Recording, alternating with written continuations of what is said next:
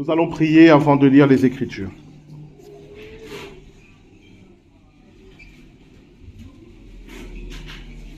Père, ta parole est la vérité.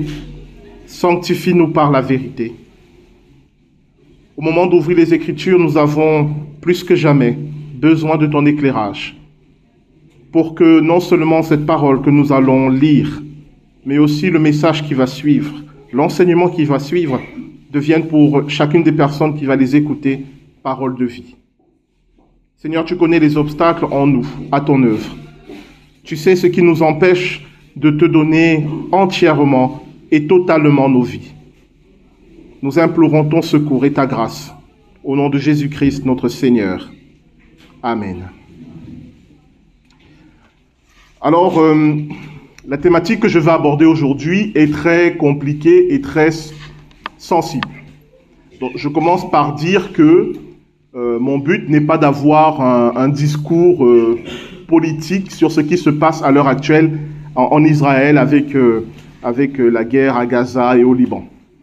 Je vais vous donner des faits et puis je vais vous proposer une interprétation de ces faits. Et à vous de juger si mon interprétation est valable ou pas. Mais les faits seront les faits. Et l'interprétation, ça sera la mienne. Et je dirai également un mot sur ma manière de considérer ce qui se passe à l'heure actuelle en Israël. Mais c'est ma conviction. Et en disant cela, je ne prétends pas représenter qui que ce soit. Je ne prétends pas parler en votre nom. Et je ne prétends pas parler au nom de l'Église protestante unie de France. Je vous partage une position qui m'est personnelle. Est-ce qu'on est bien d'accord sur tout cela? Avant de lire le texte qui nous intéresse, rappelons ce qu'on a vu dimanche dernier parce que c'est en lien avec ce qui va suivre. Dimanche dernier, on s'est posé la question de savoir qui sont les Hébreux. Quand la Bible parle des Hébreux, de qui parle-t-elle? Donc je vous renvoie à la prédication de dimanche dernier que vous pouvez retrouver sur YouTube ou en podcast. Vous tapez Épuvo, vous la trouverez.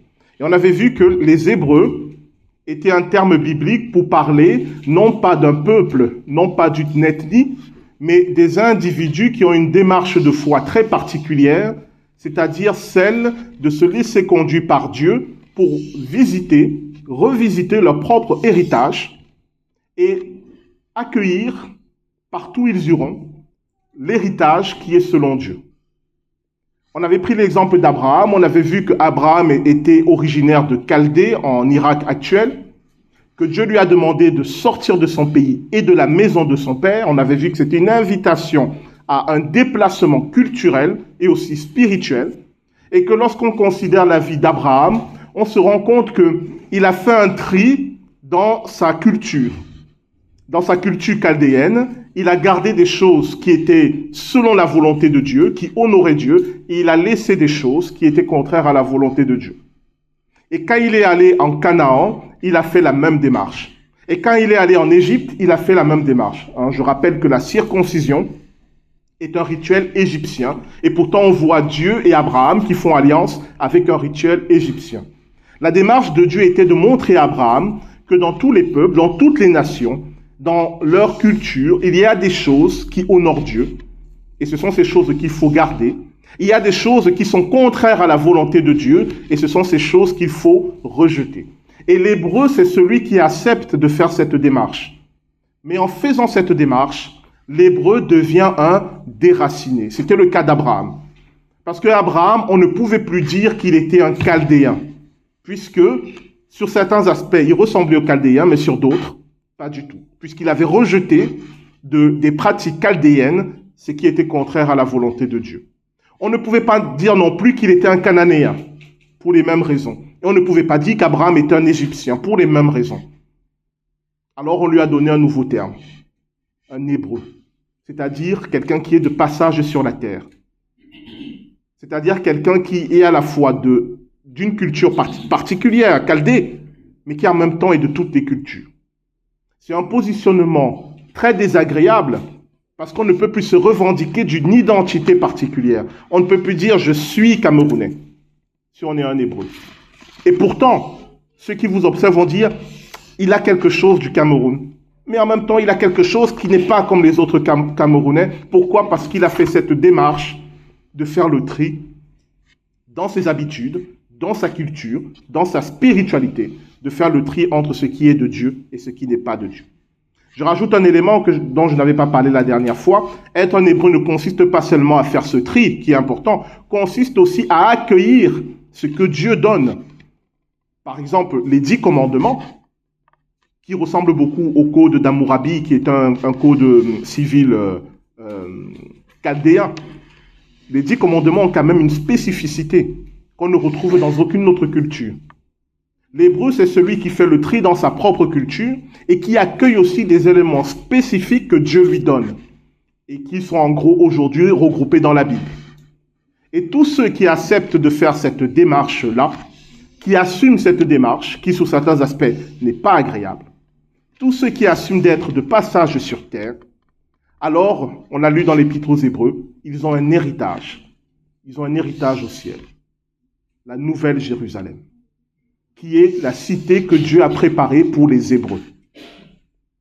Et la question que je vous avais posée, on va être dans le prolongement de cela aujourd'hui, c'est que si vous vous revendiquez d'une culture particulière, d'une ethnie particulière, d'une famille particulière, Dieu vous donnera l'héritage qui est rattaché à cette ethnie, à cette famille et à cette culture. Mais vous n'aurez pas l'héritage qui est rattaché aux Hébreux. C'est un choix de vie. Abraham aurait pu revenir en Chaldée et dire « Je suis un Chaldéen, je veux vivre comme les Chaldéens, c'est là ma culture, c'est là mes origines. » Et il n'aurait pas été le père de ceux qui ont la foi. Donc chacun de nous doit faire ce choix et assumer ce choix. Parce qu'il a des conséquences. Parce que vous ne serez plus tout à fait le même. Vous ne serez plus tout à fait un Camerounais, tout à fait un Haïtien, tout à fait un Malgache, tout à fait un Français, tout à fait un Suisse, ce que vous voulez. Parce que vous aurez fait cette démarche. Donc je renvoie à la prédication de dimanche dernier pour plus de détails. Allez l'écouter, allez la réécouter si vous voulez comprendre ce qui va suivre aujourd'hui. Ça va? Ok. Alors, on va lire un premier texte, on va parler de la loi des jubilés. On va lire un premier texte qui est dans le livre de Lévitique, au chapitre 25, les versets 8 à 17. Lévitique, chapitre 25, les versets 8 à 17. Ça va être un peu une lecture compliquée. Après, je vais expliquer, d'accord? Donc, concentrez-vous. Les Lévitique, c'est un peu hard comme lecture, mais c'est important. Lévitique chapitre 25, les versets 8 à 17. Tu compteras 7 années sabbatiques, 7 fois 7 ans, c'est-à-dire 49 ans. Le 10e jour du 7e mois, tu feras retentir les sons éclatants de la trompette. Le jour des expiations, vous sonnerez de la trompette dans tout le pays. Vous ferez de cette 50e année une année sainte. Vous proclamerez la liberté dans le pays pour tous ses habitants. Ce sera pour vous le jubilé. Chacun de vous retournera dans sa propriété et dans son clan. La 50e année sera pour vous le jubilé. Vous ne semerez pas, vous ne moissonnerez pas ce que les champs produiront d'eux-mêmes, et vous ne vendangerez pas la vigne non taillée, car c'est le jubilé, vous le considérerez comme saint. Vous mangerez le produit de vos champs. Dans cette année de jubilé, chacun de vous retournera dans sa propriété. Si vous vendez ou achetez un terrain à votre prochain, qu'aucun de vous ne lèse son frère. Tu l'achèteras à ton prochain en comptant les années depuis le jubilé, et il te le vendra en comptant les années de récolte.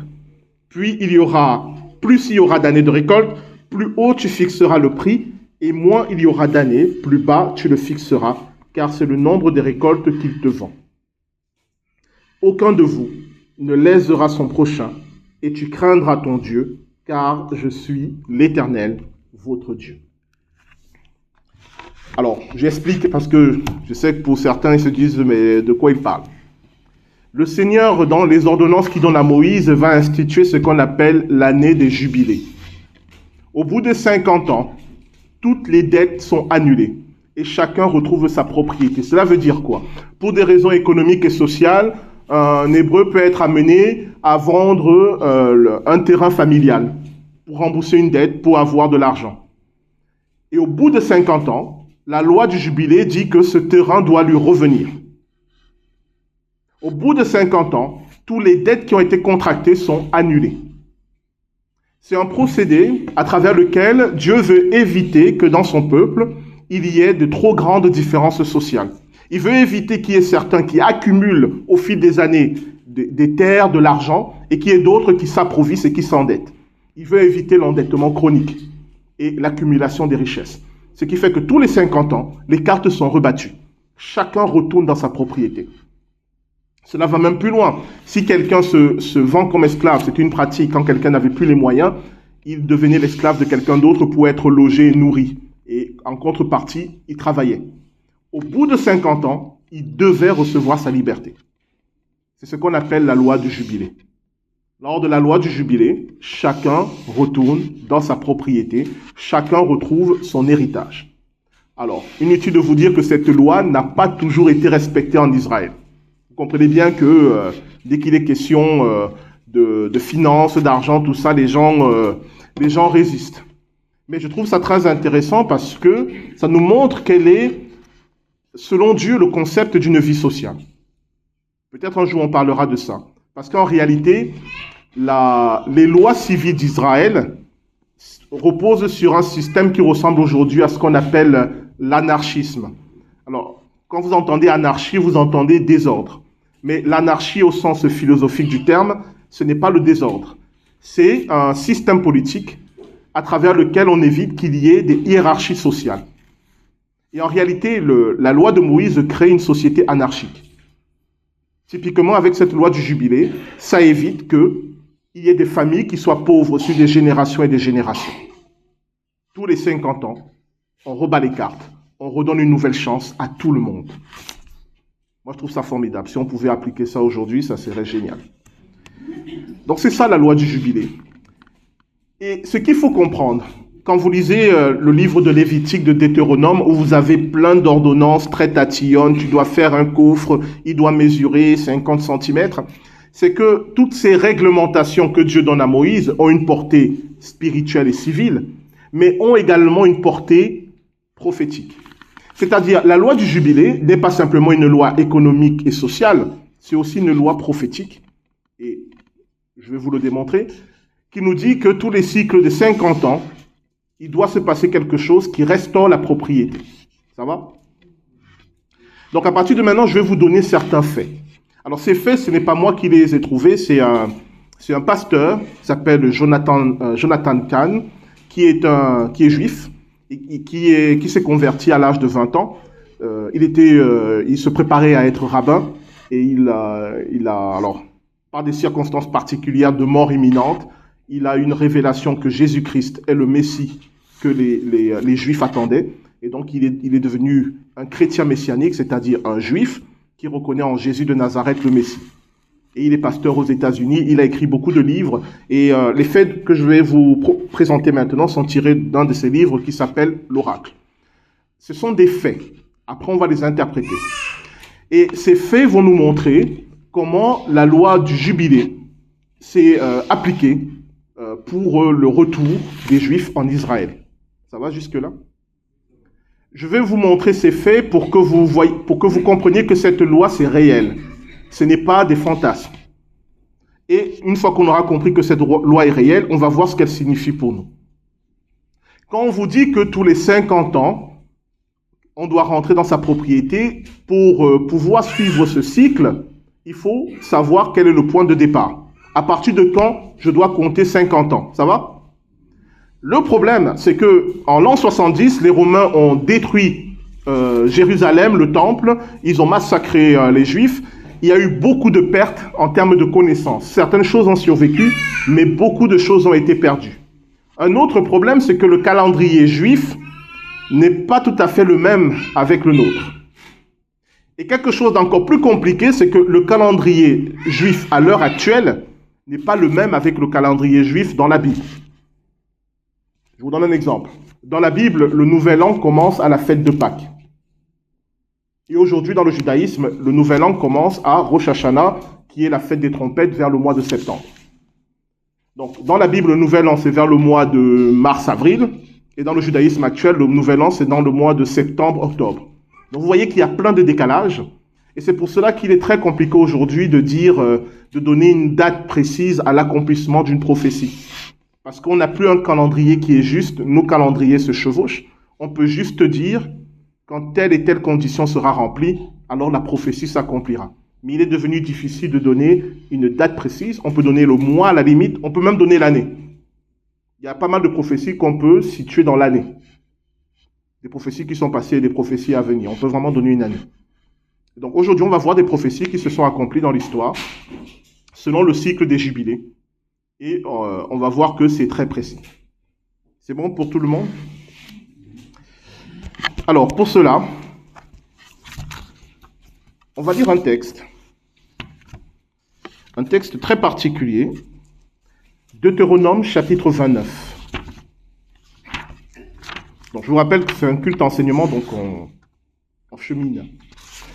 Deutéronome chapitre 29, on va lire à partir du verset 22. Je vais rappeler le contexte. Alors, pourquoi on va lire ce texte? On va essayer d'avoir un point de départ ou un point d'arrivée de ce cycle de 50 ans. Et à partir de là, on va voir ce qui se passe. Si je ne suis pas clair, faites-moi un clin d'œil. Bon, ça va. Donc, Deutéronome chapitre 29, on va lire à partir du verset 22. Dans ce chapitre du Deutéronome, Moïse explique au peuple d'Israël ce qui va se passer lorsqu'ils abandonneront l'alliance avec Dieu. Quelles seront les conséquences de l'abandon de l'alliance avec Dieu? Et on va voir au chapitre 30 comment Dieu va les ramener dans le pays. Donc nous lisons Deutéronome chapitre 29, on lit à partir du verset 22.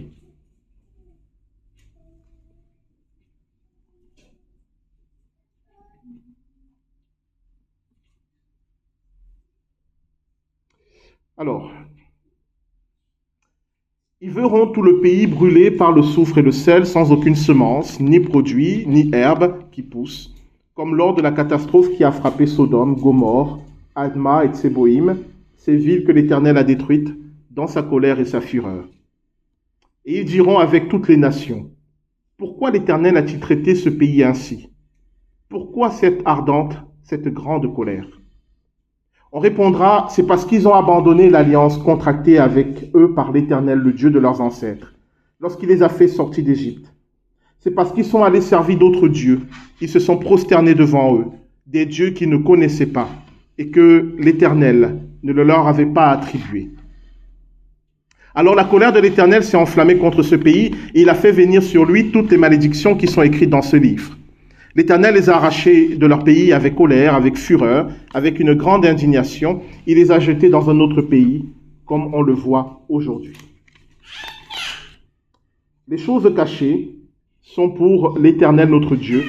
Les choses révélées sont pour nous et nos enfants, à toujours, afin que nous mettions en pratique toutes les paroles de cette loi. Je continue au chapitre 30. Lorsque toutes ces choses t'arriveront, la bénédiction et la malédiction que je mets devant toi, si tu les prends à cœur au milieu de toutes les nations chez lesquelles l'Éternel ton Dieu t'aura chassé, si tu reviens à l'Éternel ton Dieu et si tu lui obéis de tout ton cœur et de toute ton âme, ainsi que tes enfants, en te conformant à tout ce que je te prescris aujourd'hui, alors l'Éternel ton Dieu ramènera tes déportés et aura compassion de toi. Il te rassemblera encore du milieu de tous les peuples parmi lesquels il t'aura lui-même dispersé. Même si tu étais exilé à l'autre extrémité du ciel, l'Éternel ton Dieu te rassemblera de là. Il ira te chercher jusque-là. Alors, dans vos traductions, au chapitre 22, il est question d'un étranger.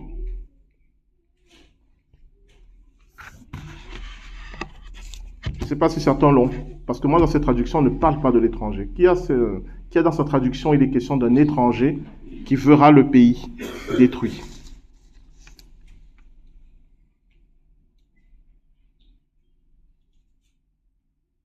Ah, pardon, c'est au verset 21.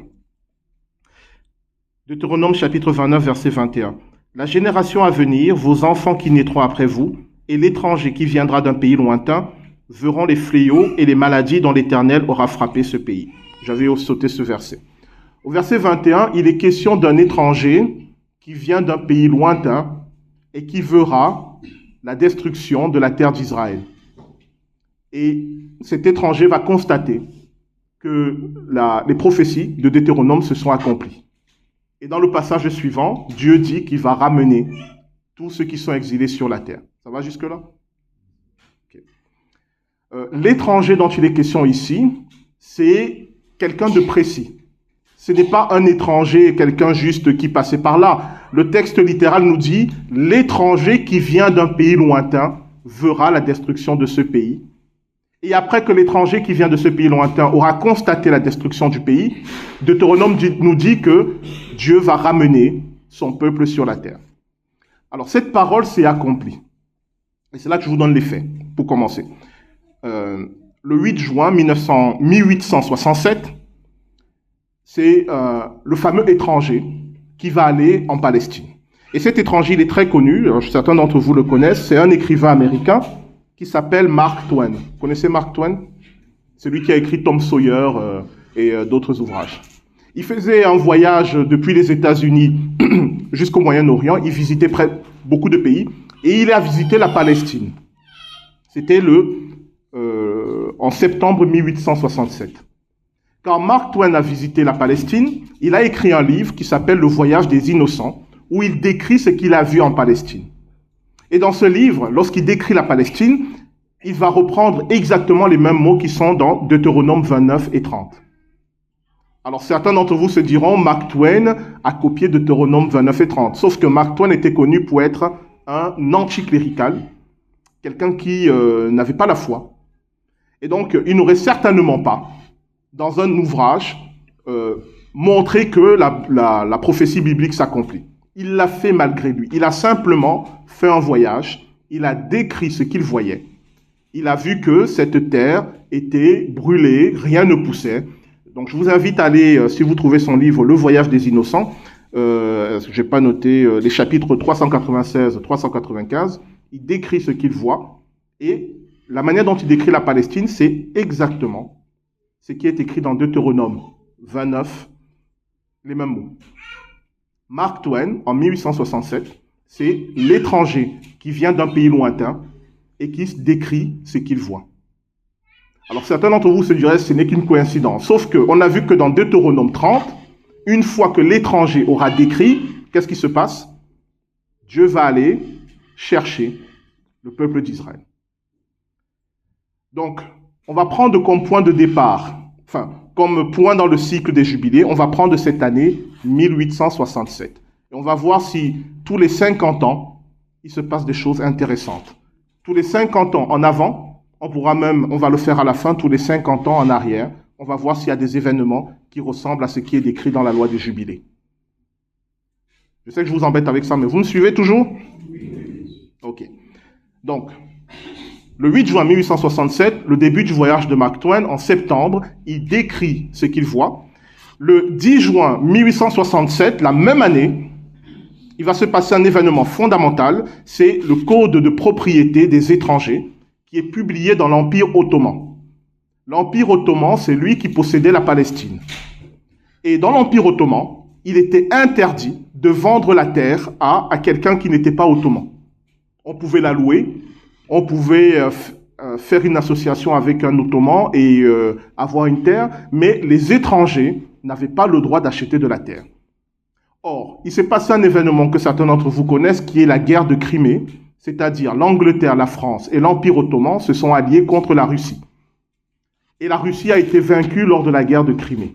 Sauf que l'Empire ottoman, après cette guerre, il est très endetté.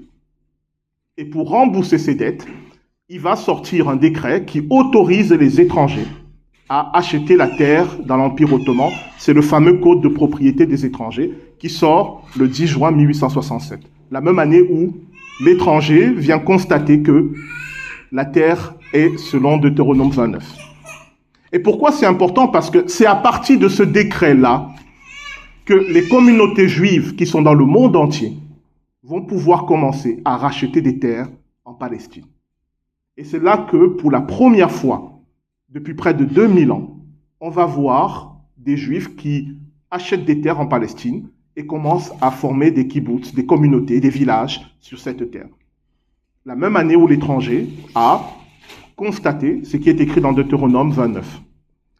La même année encore, 1867, un ingénieur militaire qui s'appelle Charles Warren va venir faire des travaux à Jérusalem. Il était envoyé par l'Empire britannique pour cartographier Jérusalem. Or, pour ceux qui connaissent un tout petit peu l'archéologie, vous savez que, au fil du temps, on construit sur les terrains anciens. C'est-à-dire que la Jérusalem du temps de cette époque n'était plus la Jérusalem du temps de Jésus. D'abord parce qu'elle avait été détruite par les Romains et que sur les ruines, on avait construit une autre ville.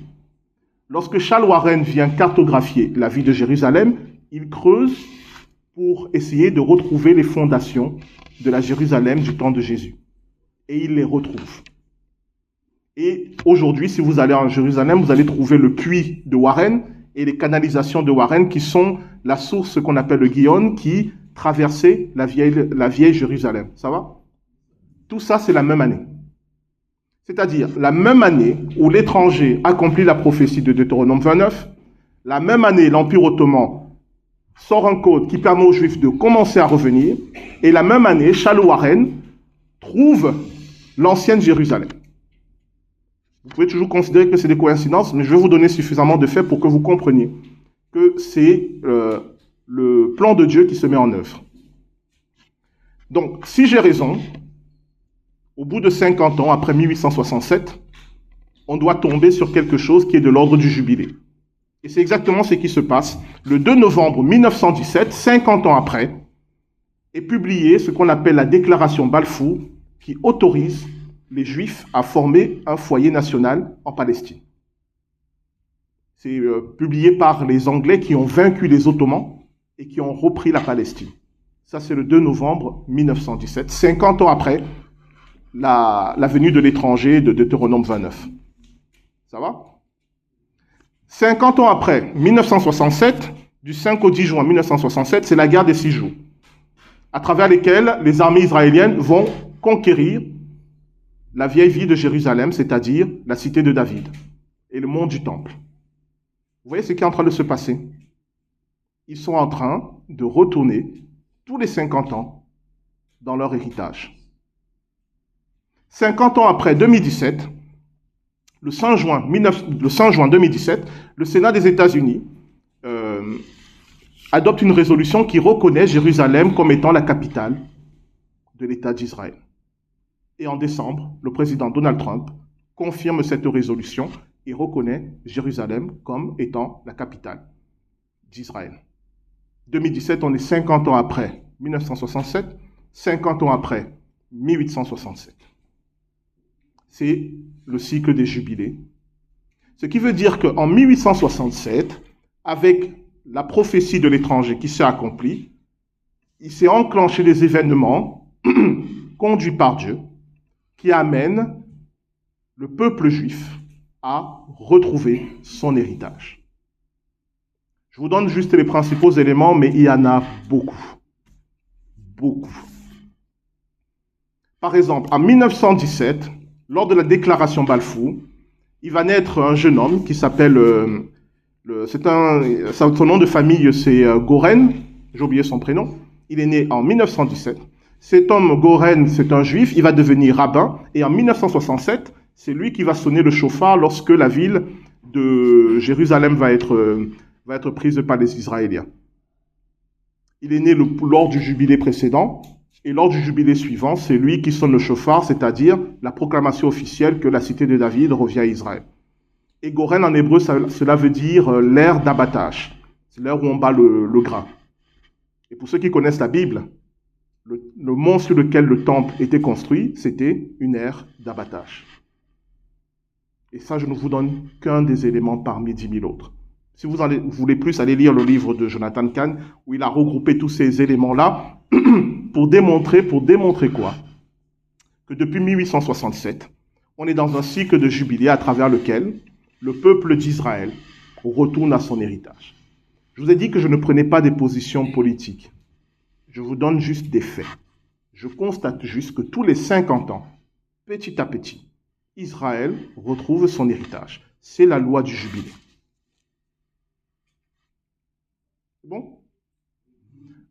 Maintenant, je vais préciser certains points. Vous avez vu que dans ce cycle de jubilé, il n'y a pas l'année 1948, qui est l'année de déclaration de l'État d'Israël. Elle n'est pas dans le cycle de jubilé. Pourquoi? Beaucoup de chrétiens confondent l'État d'Israël et le peuple juif. Il n'y a aucune prophétie biblique sur l'État d'Israël. L'État d'Israël est une structure juridique à travers laquelle le peuple juif gouverne les terres sur lesquelles il vit. Les prophéties bibliques, les promesses de Dieu concernent le peuple juif et non l'État d'Israël. Ne confondez pas tout. L'État d'Israël, c'est une structure juridique. C'est une œuvre humaine. Ce qui veut dire que cette œuvre humaine, elle a des qualités, mais elle a aussi des défauts. Elle peut survivre comme elle peut mourir. Il y a beaucoup de chrétiens qui, en lisant les prophéties bibliques, disent « la prophétie s'est accomplie lorsque l'État d'Israël a été créé ». Non. La prophétie s'est accomplie en 1867, en 1917 et en 1967. Ça, ce sont les promesses de Dieu pour le peuple juif. Et le peuple juif, il est en Israël, il est en France, il est aux États-Unis, il est dans plusieurs pays. Ne confondez pas un État et un peuple. Il n'y a aucune promesse de Dieu pour l'État d'Israël. Donc ne croyez pas que si vous êtes à fond pour l'État d'Israël, alors vous êtes à fond pour Dieu. Ça n'a rien à voir. Si vous êtes à fond pour l'État d'Israël, vous avez une position politique. Si vous êtes contre l'État d'Israël, vous avez une position politique. Ça n'a rien à voir. Vous avez le droit, on a le droit d'avoir des opinions politiques. Pas de souci. Mais ça n'a rien de spirituel.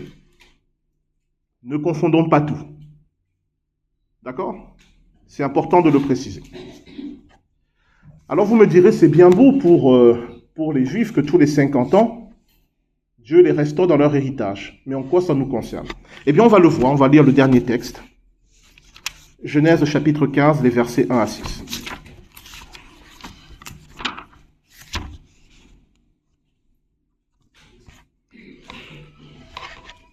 Genèse chapitre 15, les versets 1 à 6. Après ces événements, la parole de l'Éternel fut adressée à Abraham dans une vision. Il dit, « Abraham, n'aie pas peur, je suis ton bouclier, et ta récompense sera très grande. » Abraham répondit, « Seigneur éternel, que me donneras-tu? Je m'en vais sans enfant, et l'héritier de mes biens, c'est Eliezer de Damas. » Abraham dit, « Tu ne m'as pas donné de descendance, et c'est un serviteur de ma famille qui sera mon héritier. » Alors l'Éternel lui adressa la parole, « Ce n'est pas lui qui sera ton héritier, mais bien celui qui naîtra de toi. » Après avoir conduit dehors, il dit, « Regarde vers le ciel et compte les étoiles si tu peux les compter. » Il lui affirma, « Telle sera ta descendance. » Abraham eut confiance en l'Éternel, qui le lui compta comme justice. Alors pour comprendre ce qui se passe ici, on est obligé d'aller dans le texte hébreu. Que fait Dieu avec Abraham? Il fait une alliance, une promesse. Et Dieu montre à Abraham toutes les étoiles du ciel, et c'est écrit, compte les étoiles si tu peux les compter. Bon, déjà on ne peut pas compter les étoiles, il y en a des milliards de milliards de milliards. Et déjà la promesse de Dieu est inapplicable parce que les descendants d'Abraham ne pourront pas être des milliards de milliards de milliards. Ce n'est pas possible. Il faudrait une éternité pour qu'il ait autant de descendants. Matériellement, ce n'est pas possible d'avoir autant de descendants que les étoiles dans le ciel. Ça ne tient pas mathématiquement. Mais c'est normal parce que ce n'est pas ce que le texte dit. Dieu ne dit pas à Abraham de compter. Le mot qu'il utilise ne veut pas dire compter, cela veut dire établir des mesures. Dieu dit à Abraham, regarde les étoiles du ciel. Si tu es capable d'établir les règles qui régissent les étoiles du ciel, c'est ça qu'il lui dit. Il ne lui dit pas de compter 1, 2, 3, 4, 5, 6. Il dit à Abraham, les règles qui régissent les étoiles du ciel, ces règles sont comme ta descendance. Cela veut dire quoi? La descendance d'Abraham sera la règle qui va régir toutes les nations. C'est ça la promesse qu'il fait à Abraham. Je répète, Dieu dit à Abraham non pas de compter, mais d'établir, de constater les règles qui régissent les planètes et les étoiles, et que de même qu'il y a des règles qui régissent les planètes et des étoiles, de même sa descendance sera la règle qui va régir les nations. Et si vous regardez l'histoire de l'humanité, vous allez constater que c'est ce qui est arrivé. Tous ceux qui se réclament d'Abraham représentent la moitié de l'humanité aujourd'hui. On a eu un conflit en Ukraine, on a cru que c'était la fin du monde. Et qu'est-ce qui s'est passé? On a eu un conflit en Israël qui a attiré l'attention de tout le monde. Tout ce qui se passe autour du peuple juif et de cette terre suscite l'attention de tout le monde, qu'on le veuille ou pas. Pourquoi? Parce que le sort des nations, dit Dieu à Abraham, sera réglé d'après le sort d'Israël. Alors vous pouvez être en désaccord avec ça, mais c'est une loi de la création. Qu'est-ce que ça veut dire pour nous? Et c'est là que je vous demande de réveiller votre voisin qui dort. Cela veut dire que, de même que depuis 1867, la loi du jubilé a commencé pour Israël, alors pour toutes les nations de la terre, la loi du jubilé a aussi commencé. Cela veut dire que de même que Israël est en train de retourner dans son héritage, de même toutes les nations de la terre retournent dans leur héritage. Et c'est pour cela que vous constatez un renouveau des mouvements identitaires, cette volonté de tout le monde de revenir à ses racines, de rechercher ses origines. Vous constatez cette tension qui se crée dans tous les peuples pour dire d'où je viens, d'où viennent mes ancêtres, quelle était la voie de mes ancêtres, la pratique de mes ancêtres. Vous retrouvez tout ce mouvement, et malheureusement aussi chez les chrétiens, qui commencent à dire le christianisme, ce n'est pas mon héritage ancestral, je vais revenir à la religion de mes ancêtres. Ce mouvement-là qui traverse toutes les nations de la terre a commencé par le peuple juif, s'est répandu partout, et tout le monde va retourner dans sa propriété. Cela va se faire avec des guerres, malheureusement aussi. Et c'est ce qui est en train de se passer. Pourquoi? Parce que c'est le moment où Dieu nous demande de choisir. On en a parlé la dernière fois. C'est le moment où Dieu nous demande de choisir quelle est notre identité, quel est notre héritage. Il a ouvert une période où chacun d'entre vous va être, même inconsciemment, va être interpellé sur cette question des origines et de l'identité. Il a ouvert une période où, vous allez, et certains d'entre vous l'ont remarqué, qu'il y a des tensions qui se créent maintenant, de plus en plus dans le monde. Ce n'est pas lié qu'en France avec les problèmes du Rassemblement national, c'est dans le monde entier. Chacun veut retrouver son héritage. Donc ne soyez pas étonnés si on vous dit que le christianisme n'est pas votre héritage. Si vous n'êtes pas européen, par exemple. Ne soyez pas étonnés si vous voyez des chrétiens qui vous disent « J'étais chrétien, mais maintenant je vais revenir à la religion de mes ancêtres parce que c'est là mon identité. » Ne soyez pas étonnés. C'est le moment où chacun d'entre nous doit choisir. J'en ai parlé la dernière fois et je le redis à vous maintenant. Vous avez un choix à faire. Et ce choix est déterminant. Parce que vous devez choisir à quelle identité vous voulez vous rattacher. Soit une identité de la terre, soit une identité du ciel. Ça, c'est le contexte dans lequel nous sommes. Et ce choix, et je vais terminer avec ça, et puis je prendrai des questions. Ce choix que vous allez faire, il va avoir un impact immédiat. Je vous l'ai dit la dernière fois et je le redis. Dieu est juste. Il va donner à toutes les nations leur héritage positif, ça sera des bénédictions, et leur héritage négatif, ça sera des jugements. Et après ça, il va donner à ceux qui ont choisi l'identité du ciel leur héritage propre. Mais il commencera d'abord par les nations. Ce qui veut dire qu'on va entrer dans une période où être chrétien, non pas qu'on sera persécuté, je ne pense pas, en tout cas pas ici, pas en Occident, on ne sera pas persécuté physiquement, mais on sera très mal à l'aise en tant que chrétien, parce qu'on sera à contre-courant. Tandis que tous les autres vont revenir à une identité particulière, nous on devra, enfin si on le souhaite, on devra demeurer ferme dans l'identité qui est en Christ. Je m'arrête là. Je vais prendre des questions s'il y en a. Je rappelle, ce sont des questions, pas des déclarations, pas des discours. Des questions pour préciser peut-être des choses qui n'ont pas été claires dans cet enseignement. Oui, Agnès.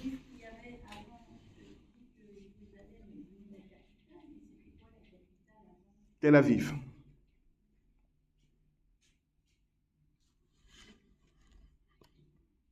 Oui.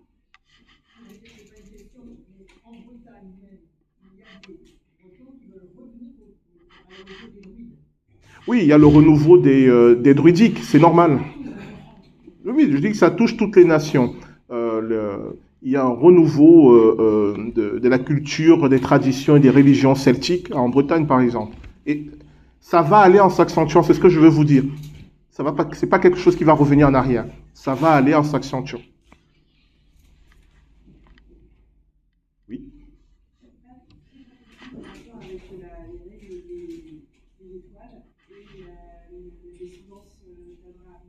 D'accord. Dieu dit à Abraham, euh, regarde les règles qui régissent les étoiles. C'est ça qu'il lui dit littéralement. Il lui dit, telle sera ta descendance. Sa descendance sera comme les règles qui régissent les étoiles, mais pas pour les étoiles, mais pour les nations.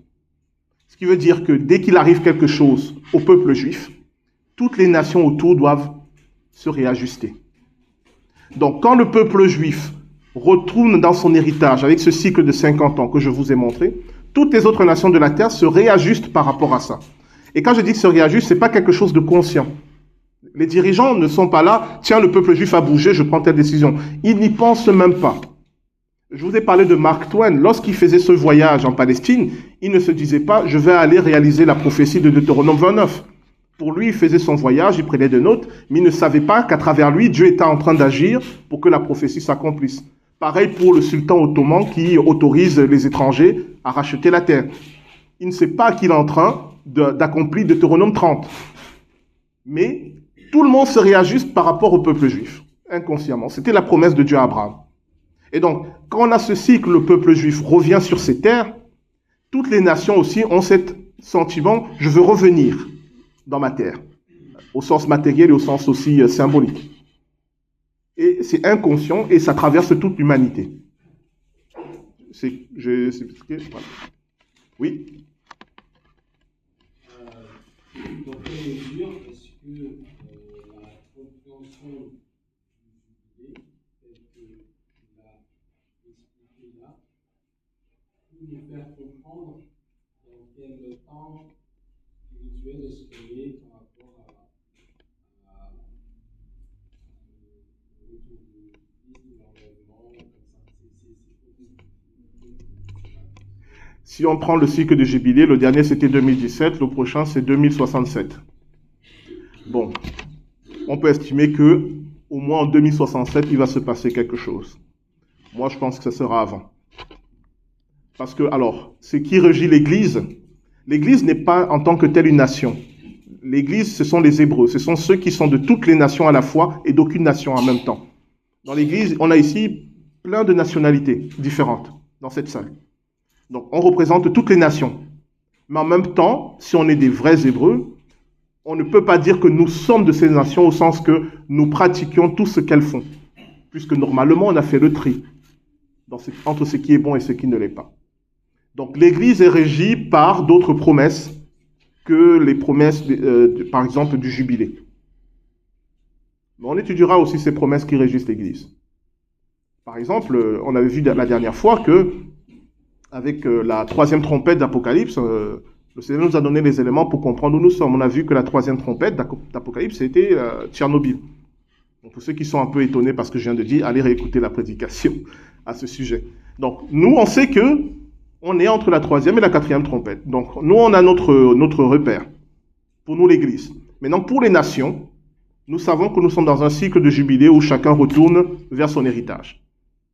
Donc, en tant que chrétiens, nous pouvons comprendre pourquoi il y a ce mouvement de nationalisme, d'identité, de retour à l'identité dans toutes les nations et dans tous les peuples.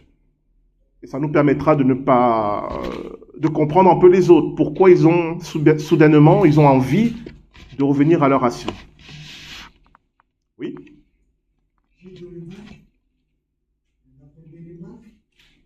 C'est c'est la déformation actuelle de quelqu'un que j'aime aussi. Parce que je jubilé devient, c'était une fête. J'ai fait mon 25e année de ministère, j'ai jubilé de ministère, alors que c'est faux. Donc c'est la première remarque. La deuxième remarque, lorsque commença ici en France, la prolongation des églises ethniques, donc la Fédération protestante avait organisé, je ne me rappelle pas, en 2005-2007, la réunion de jeudi des hommes, réunion des églises ici de l'immigration, qui est devenue plus tard le projet mosaïque. Je connais. Qui existe d'abord dans la Fédération tellement. Et quand on a discuté, la plupart des participants, donc même à l'époque, on avait dit, moi je suis chrétien, je reste chrétien, je ne vais pas retourner dans mes croyances antérieures, dans mes croyances traditionnelles, mais je vais vivre ma vie chrétienne dans ma culture. C'est exactement la définition de l'hébreu selon la Bible. C'est celui qui, dans sa culture, dans sa famille, dans son pays, vit la foi en Christ. L'idée n'est pas de rejeter sa culture, mais de discerner dans sa culture ce qui est selon Dieu et ce qui ne l'est pas. Et de choisir ce qui est selon Dieu. Merci. D'autres questions? Oui. On ne sait pas exactement combien d'heures, combien de minutes on vivait depuis le jour des époux, du temps de la création. Et même, on a des comptes du temps, il y a plus de 5000 ans, n'est pas le temps défini par l'astronomie et le calendrier grégorien actuel. Comment peut-on affirmer que 50 ans qu'ils avaient dans ce temps-là correspond aux 50 ans de nos jours actuels, puisque tous les 4 ans, nous devons ajuster les heures des jours, que ça tombe toujours au Noël, au Pâques, et les 50 ans actuels de 1867, par exemple, 50 ans après, ne correspondent pas nécessairement aux 50 ans dont il est question dans la Bible il y a des millénaires. Alors, ça ne correspond pas à l'heure près, à la minute près, ni même au jour près. Parfois même pas au mois près, mais il y a quand même une correspondance. C'est pour ça que j'ai commencé en vous disant que nos calendriers se chevauchent. Il y a des décalages de 2-3 mois parfois, mais en gros, ça correspond quand même, parce que les rabbins ont quand même fait un travail de garder le fil. Ça fait quand même 2000 ans qu'ils essayent de garder le fil. Alors, il y a des erreurs, mais ces erreurs sont à la marge. Il n'y a pas des erreurs où on se trompe sur une dizaine d'années. C'est quand même assez précis. Et même si on se trompait, les prophéties bibliques sont là pour nous ramener à un événement. Par exemple, on avait perdu le cycle de 50 ans, mais avec la prophétie de l'étranger, on le retrouve. Si vous prenez l'année 1867, vous remontez tous les 50 ans, vous allez arriver à des événements fondamentaux. Par exemple, au bout d'un certain nombre de cycles de 50 ans, vous arrivez à l'année 67, après Jésus-Christ, qui est l'année où les Romains sont entrés en Judée et ont commencé à détruire le peuple juif. Donc, vous voyez, à partir de certaines prophéties, on arrive à retrouver le calendrier. Donc, bien sûr, il y a des décalages. Je crois que ces décalages, il faut les voir en termes, on a peut-être 2 ou 3 mois de décalage. C'est pour ça que le Jésus dit qu'on ne peut pas savoir le jour et l'heure de son retour. Mais on peut savoir l'année, même le mois de son retour. Mais pas le jour et l'heure. Mais de toute façon, ça ne change rien parce que l'année et le mois, quand il viendra, de toute façon, les choses auront déjà été réglées. Je vous renvoie à la prédication que j'avais faite au culte de rentrée. Les choses vont être déterminées avant. Mais avec les prophéties bibliques, on peut savoir. Petite parenthèse. Avec la prophétie de Daniel, chapitre 9, on peut déterminer l'année de la venue du Messie. Il ne faut pas croire que alors, l'année de la venue du Messie, je ne parle pas de la naissance de Jésus à Bethléem. Ça, c'est un événement qui était secret. Mais le début du ministère de Jésus, après le baptême de Jean-Baptiste, on peut le déterminer à partir de la prophétie de Daniel, chapitre 9. Et c'est pour ça que Jésus va dire aux pharisiens qu'ils sont des hypocrites. Parce que eux qui connaissent très bien les Écritures savaient que c'était dans cette période-là que le Messie devait arriver. Et quand Jésus est arrivé, qu'il a accompli tous les signes qui montrent qu'il est le Messie, il n'y avait aucun doute. C'est pour ça qu'il va dire, vous êtes des hypocrites. Donc, les prophéties bibliques, contrairement à ce qu'on croit, sont assez précises. C'est ce que j'essaie de vous montrer avec ces prédications. J'essaie de vous montrer avec ça, pour que vous compreniez que quand Dieu fait une promesse, ce n'est pas des paroles en l'air. On a vu ce qui s'est accompli avec Tchernobyl. Vous avez vu ce qui s'est accompli avec Mark Twain, avec le Sénat américain et Donald Trump. Il y a beaucoup de prophéties dans la Bible qui se sont déjà accomplies. Et je ne vous parle pas d'il y a des siècles. On prend 10, 20 ans en arrière, il y a des prophéties bibliques qui se sont accomplies. Et de manière très précise. Si bien que celui qui veut dire non, c'est une coïncidence, celui-là sera de mauvaise foi. Alors, comme on n'a pas beaucoup de temps, je vous ai juste donné les éléments principaux, mais il y en a plein, je vous assure, il y en a plein. Si Dieu le veut, on en verra encore d'autres, parce que on va voir, je ne sais pas quand, on va voir une prophétie dans la Bible qui annonce non seulement la Shoah, mais qui donne de manière précise le nombre de victimes. Et ça, je vous assure. Je mens pas, hein, c'est dans la Bible. Alors bien sûr, tant que l'événement n'est pas arrivé, on ne peut pas savoir. C'est ce que je vous avais dit. Les prophéties, on les comprend après coup. Parce que tant qu'on n'a pas tous les éléments, on ne peut pas comprendre. Même si certains rabbins qui connaissaient la prophétie dont on va parler sur la Shoah, qui ont vu la montée de Hitler, ont fait ce que la Bible disait de faire pour survivre. Donc, ça montre que certains savaient quand même, non pas qu'il allait avoir la Shoah, mais qu'il allait avoir un événement dramatique, parce que les prophéties bibliques l'annonçaient, et les rabbins ont fait des choses en conséquence. Ça, on le verra aussi. Pour que votre foi soit solide. Je prends une dernière et puis on va arrêter. Oui. J'ai lu donc ta prédication aux actualités actuelles. La promesse faite à Moïse, ou à Abraham, je ne sais pas, c'était l'héritage des peuples des c'est en bas du Nil à l'Euphrate. Et comment est-ce qu'on peut se positionner par rapport à l'actualité actuelle des colons israéliens? T'es pas sympa, ça. Les territoires des Palestiniens, les terres palestiniennes, est-ce que ça rentre dans la prophétie ou dans la promesse de Dieu? Comment est-ce qu'on peut se positionner là-dessus? Non, t'es pas sympa.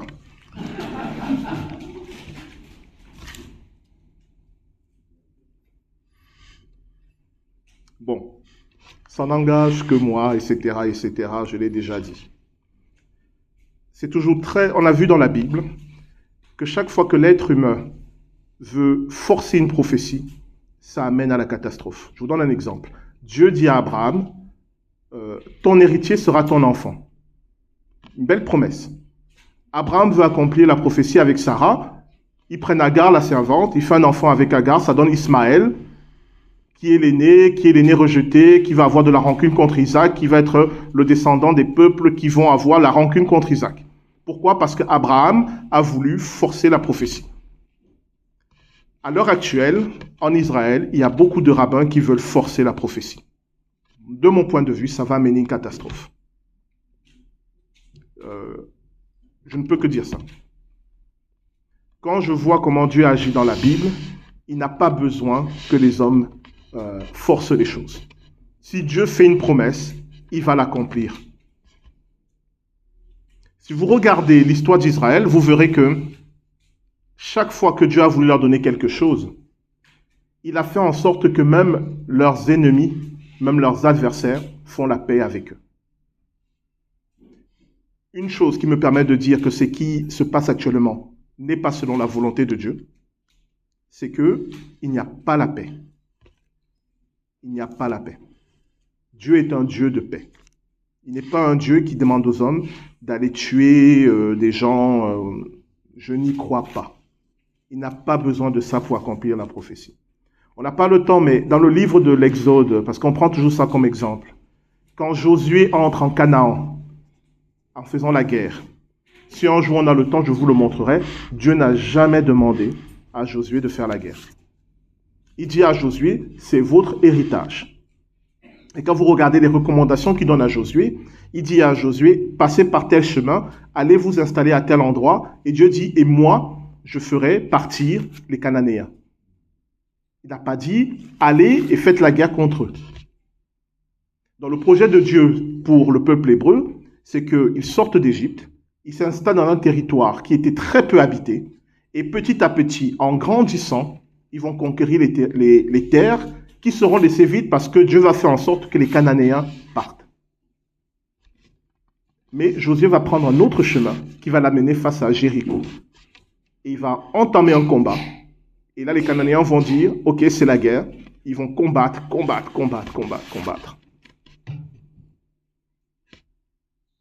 Les promesses de Dieu s'accomplissent dans la paix. Ça, c'est ma conviction profonde.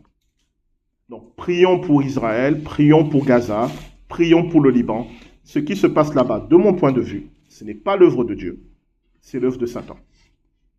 Quand vous avez 3 peuples comme ça qui sont en train de s'autodétruire, il n'y a rien là-dedans qui glorifie Dieu. Rien. Vous pouvez être en désaccord parce que chacun peut avoir des positions, hein, je respecte.